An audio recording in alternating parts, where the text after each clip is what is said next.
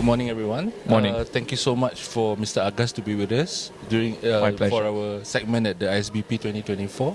Maybe just as a start, can I ask you what are you doing and what do you do with in your company called Spherix? I hope I didn't butcher that, right? No, not at all. Thank you so much, Shatan, for having me first at this wonderful platform. It's a brilliant event here, and I see Bioeconomy doing a lot of things, bringing in a lot of companies.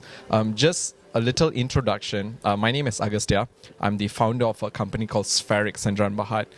Primarily what we do is we are a national digital tracker for commodities. So if you were to understand the commodity scenario, perhaps looking at palm oil, cocoa, rubber, timber, they are always affected by something called deforestation regulation.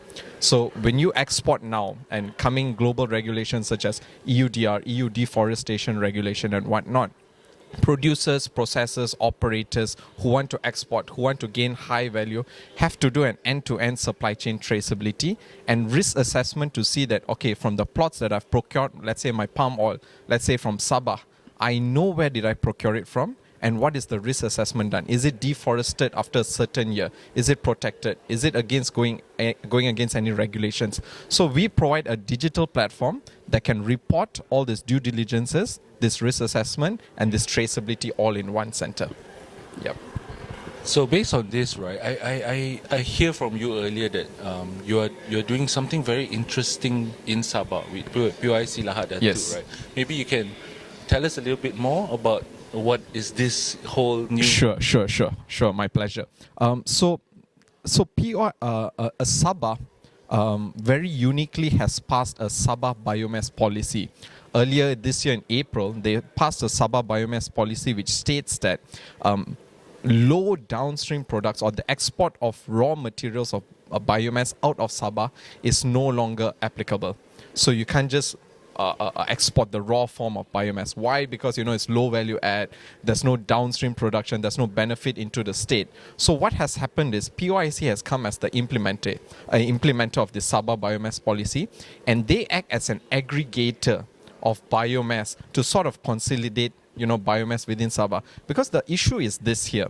You have biomass availability, but the movement of biomass to the downstream players has always been a problem. That's why downstream players are no longer willing to commit to downstream production, because they say, hey, can I get it? What's the availability of it? What's the condition? So we work with POIC to have sort of a high-level traceability system end-to-end to say that, okay, Sabah has this amount of biomass. It is produced at this quantity monthly.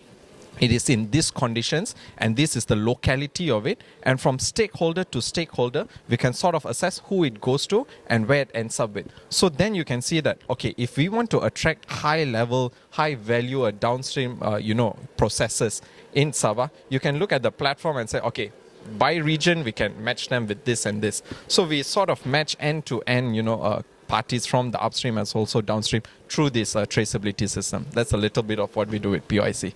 Thank you so much for your the information that you provided us. So before, I just want to say thank you, and my last question, right? Sure. Just to get people who are interested in the biomass industry in Sabah. Sure. When are you guys coming online with POIC Lahad too? Oh, we have actually started the works.